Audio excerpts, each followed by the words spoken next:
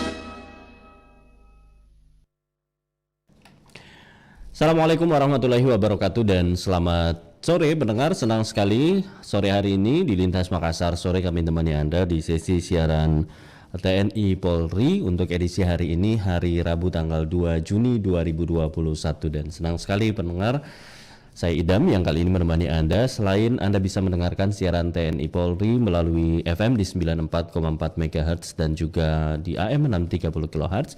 Saat ini juga kami menayangkan secara langsung melalui live streaming di YouTube RRI Makassar. Anda bisa saksikan, termasuk juga melalui fanpage Facebook kami di RRI Makassar. Dan seperti yang Anda saksikan, pendengar RRI Makassar, saat ini di studio kami seperti yang terlihat saat ini di tayangan live kami, kita sudah bersama juga dengan narasumber. Beliau merupakan Kasubit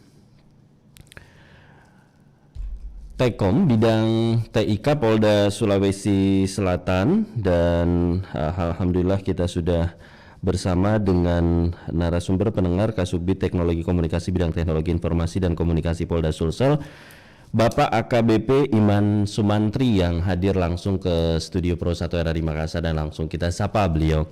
Assalamualaikum warahmatullahi wabarakatuh Pak Iman. Waalaikumsalam warahmatullahi wabarakatuh. Alhamdulillah, terima kasih Pak Iman sudah hadir langsung di studio Pro 1 RRI Makassar. Bahkan Pak Imam pendengar ini sudah hadir beberapa saat yang lalu tentunya untuk menyampaikan informasi ke Anda untuk topik kita mengenai layanan polisi 110 dalam rangka terwujudnya peranan Polri yang presisi di Polda Sulawesi Selatan. Nah, untuk Anda nih pendengar, apakah sudah tahu dengan adanya layanan polisi 110 ini atau belum? Atau ada hal-hal yang nanti ingin Anda tanyakan? Di sepanjang kebersamaan kita dalam siaran TNI Polri, Anda bisa bergabung bersama kami melalui telepon interaktif di 0411 362 1853 atau di pesan singkat 0811 4100 23 kali. Baik Pak Iman, mungkin di awal nih mengenai layanan Polisi 110 atau call center 110 ini baru diluncurkan begitu Pak Iman? Betul sekali. Sebelumnya saya sapa dulu pendengar. Silakan Pak Iman. Terima kasih. Assalamualaikum warahmatullahi wabarakatuh. Waalaikumsalam. Selamat sore, salam sejahtera bagi kita semua. Para pendengar yang saya hormati, yang saya banggakan. Jadi layanan polisi 110 ini memang baru di-launching oleh Bapak Kapolri pada tanggal 20 Mei 2021 kemarin. Ya. Jadi apa itu layanan polisi 110 yang sering juga disebut dengan call center 110? Call center 110 itu merupakan layanan polisi. Jadi layanan polisi sederhananya layanan polisi bagi masyarakat yang memerlukan bantuan, khususnya yang bersifat darurat. Tentunya layanan ini sudah sesuai dengan visi Polri, yaitu terwujudnya pelayanan keamanan dan ketertiban masyarakat yang prima, tegaknya hukum, dan keamanan dalam negeri yang mantap, serta terjadinya sinergi polisional yang proaktif.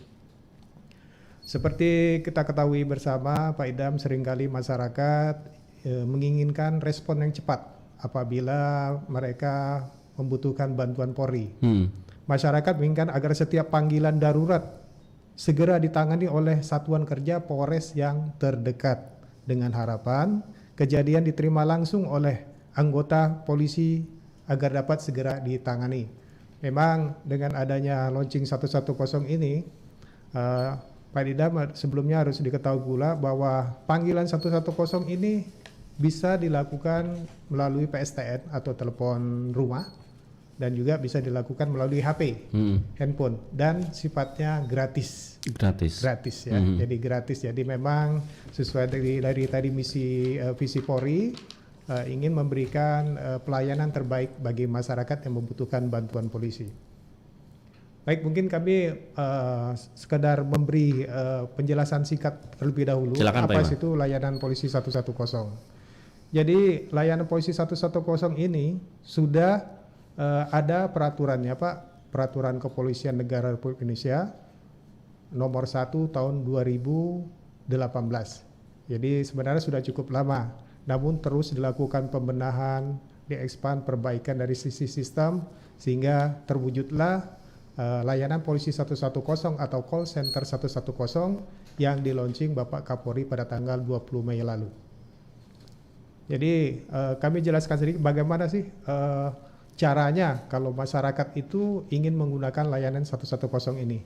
Jadi masyarakat tadi seperti sudah dijelaskan di awal bisa menelepon langsung melalui telepon rumah dan HP 110. Itu telepon dari masyarakat tersebut diterima dulu oleh operator. Jadi di call center 110 atau layanan polisi 110 di Polres-Polres itu berada di ruangan SPKT. Namun ada juga yang bergabung dengan ruangan monitoring center masing-masing Polres yang sudah dibangun. Jadi telepon dari masyarakat diterima oleh operator Polres terdekat. Kemudian telepon tersebut atau laporan tersebut sebelum ditindaklanjuti difilter dulu, Pak. Karena terkadang karena gratis ya ini akhir-akhir ini banyak telepon iseng, telepon masuk, telepon prank, ya bisa dikategorikan panggilan-panggilan sampah lah seperti itu. Jadi diidentifikasi dulu penelponnya, kemudian difilter dan dilakukan input data pada sistem komputer 110 tersebut. Selanjutnya, operator mengeskalasikan atau menyampaikan laporan tersebut kepada komandannya, dalam hal ini SPKT. Jadi KSPKT, seterusnya KSPKT kemudian meneruskan ke petugas terkait di lapangan untuk menangani kejadian sesuai yang dilaporkan oleh penelpon. Nah, perkembangan penanganan kejadian ini di lapangan kemudian dilaporkan kembali melalui alat komunikasi, bisa HP, bisa handy talkie atau alat komunikasi radio untuk mengetahui apakah dalam proses penanganan atau sudah selesai ditindaklanjuti. Jadi kaitannya dengan sistem yang ada, bahwa di sistem komputer 110 itu operator nantinya akan menginput data. Apakah segera ditindaklanjuti atau masih dalam proses, itu ada fitur-fitur yang memang harus diisi oleh operator. Data laporan masyarakat tersebut itu juga perlu diketahui Pak Idam itu langsung masuk ke server datanya call center Mabes Polri. Jadi data center untuk call 110 ini memang sudah ada di Mabes Polri. Jadi kita mempunyai data center tersendiri Pak Idam. Kemudian seringkali apabila ada telepon pengaduan masyarakat tidak masuk ke Polres terdekat, itu bisa diakibatkan karena mungkin panggilan terlalu banyak yang masuk atau sibuk. Nah, apabila telepon atau pengaduan masyarakat tidak dapat masuk ke Polres dikarenakan seluruh telepon itu digunakan atau sibuk melayani panggilan lain, maka secara sistem telepon masyarakat akan diterima oleh call center Polda. Jadi ada 3 tingkatan eskalasi. Manakala di layanan polisi 110 Polres itu sibuk, dia secara otomatis, secara sistem maka dilanjutkan ke call centernya Polda. Nah, di Polda itu ada juga operatornya Pak Idam, ada operator call center 110 juga di bawah naungan KSPKT Polda Sulsel. Nah, apabila Polda Sulsel juga sibuk, katakanlah terlalu banyak panggilan yang masuk, maka secara sistem akan diekskalasikan pula ke Mabes Polri. terkadang kalau kita sering mencoba panggilan 110 itu tiba-tiba langsung ke Mabes Polri. Itu salah satu faktor penyebabnya adalah karena sibuk, terlalu banyak panggilan masuk.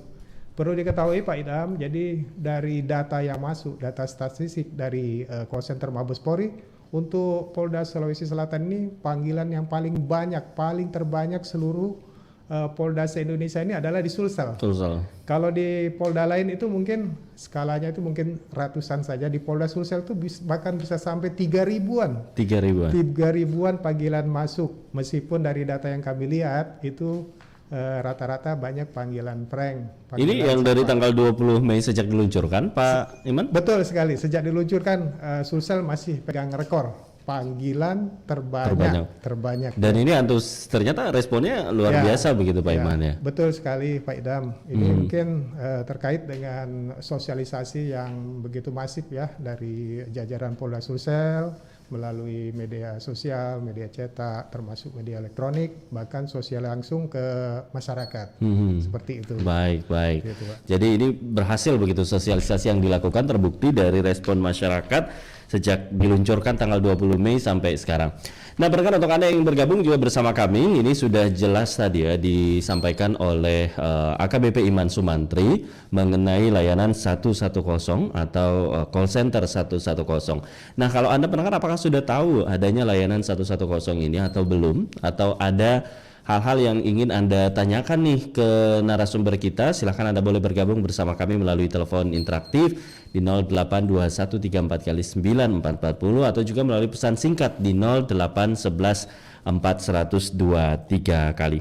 Nah Pak Iman, sebelum kita lanjutkan, untuk pendengar kita yang mungkin bertanya, bantuan yang bersifat darurat seperti apa sih Pak Iman yang kemudian dibolehkan begitu untuk menelpon, dan mekanismenya secara lengkap nanti seperti apa? Sebentar kita tanggapi Pak Iman ya. Dan untuk Anda pendengar yang masih ingin terus mendengarkan acara ini, Anda bisa menyaksikan juga melalui live streaming kami di YouTube RRI Makassar dan juga melalui fanpage Facebook di Pro 1 RRI Makassar. Kami kembali sesaat lagi. Waduh, bahaya banget sih. Bahaya gimana? Tuh lihat, berbelok tapi nggak nyalain lampu sen. Ya elah, biasa aja kali. Malahan nih, biasa lampunya ke kanan, beloknya ke kiri. Nggak celaka juga, nggak ngefek juga kan? Jangan remehin lampu sen ya. Lampu sen juga diatur dalam Undang-Undang Berlalu Lintas Nomor 22 Tahun 2009 Pasal 112 yang isinya pengemudi kendaraan yang akan berbelok atau berbalik arah wajib mengamati situasi lalu lintas di depan, di samping, dan di belakang kendaraan, serta memberikan isyarat dengan lampu penunjuk arah atau isyarat tangan. Jadi, kalau melanggar, sesuai dengan pasal 294 dan 295 Undang-Undang tahun 2009 tentang berlalu lintas, kita bisa dipidana dengan kurungan paling lama 1 bulan atau denda Rp250.000. Kelalaian kecil juga berbahaya loh. Lu dari tadi sambil main handphone terus, kan bahaya bro. Iya, tahu kok. Bentar, penting nih soalnya. Stop dulu dong, matikan dulu ke handphone ini. Awas ada motor di depan bro, awas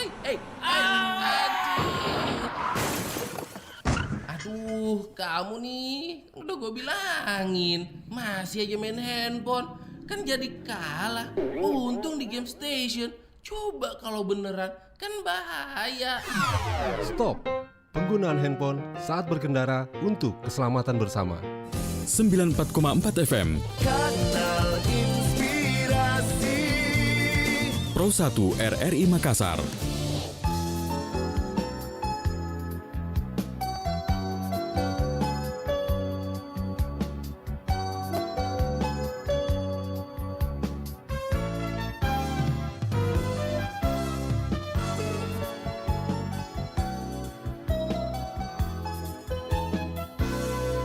Di dalam tidur, di dalam doa,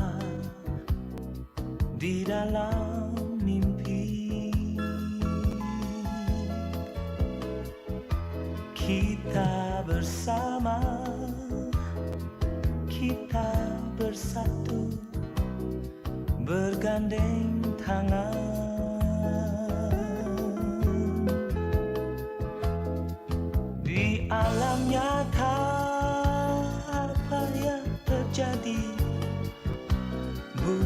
semangka berdaun sirih. Aku begini, engkau begitu, sama saja.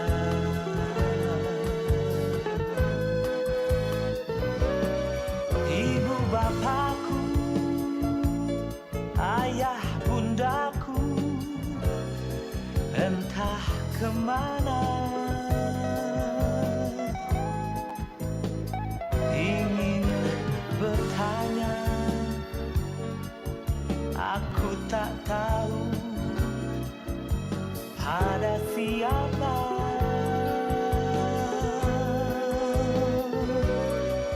Air mataku dan air matamu, apa gunanya? Engkau begitu, aku begini, sama saja.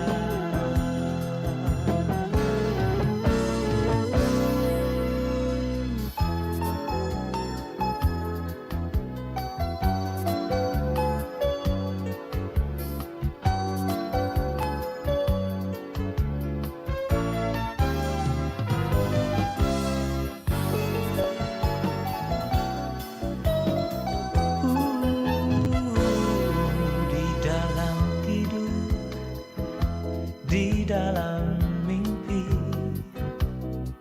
kita berjanji membuka pintu, buka jendela bersama-sama.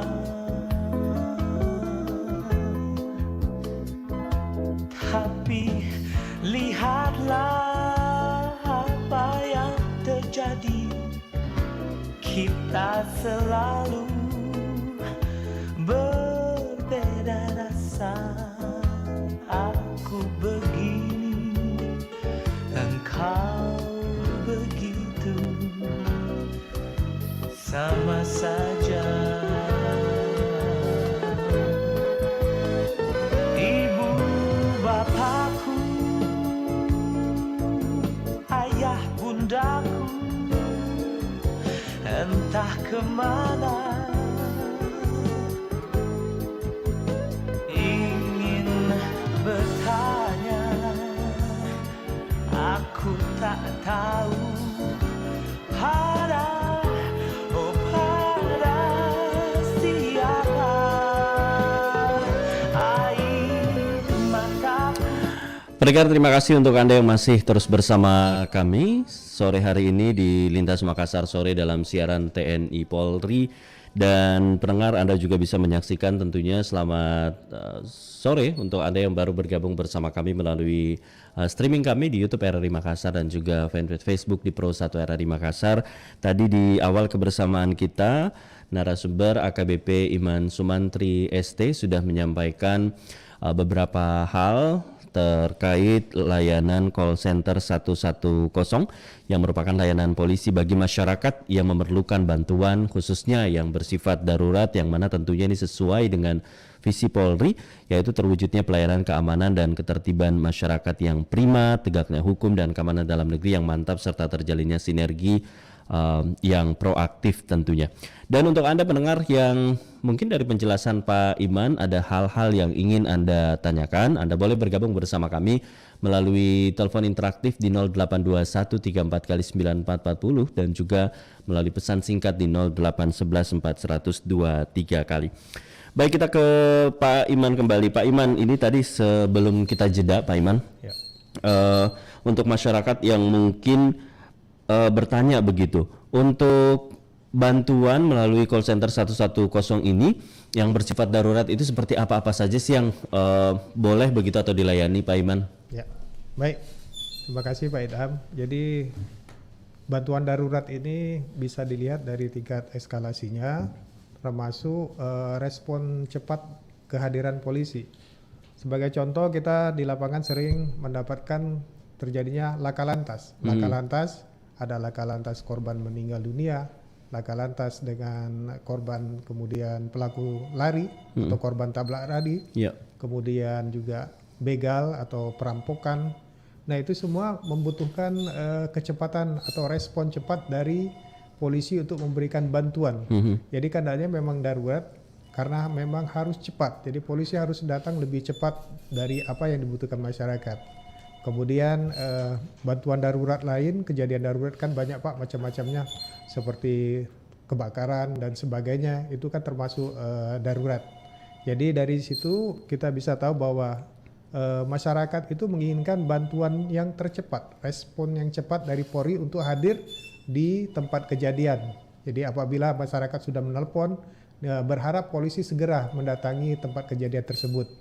Jadi seperti itu yang layanan bantuan darurat yang diberikan Polri.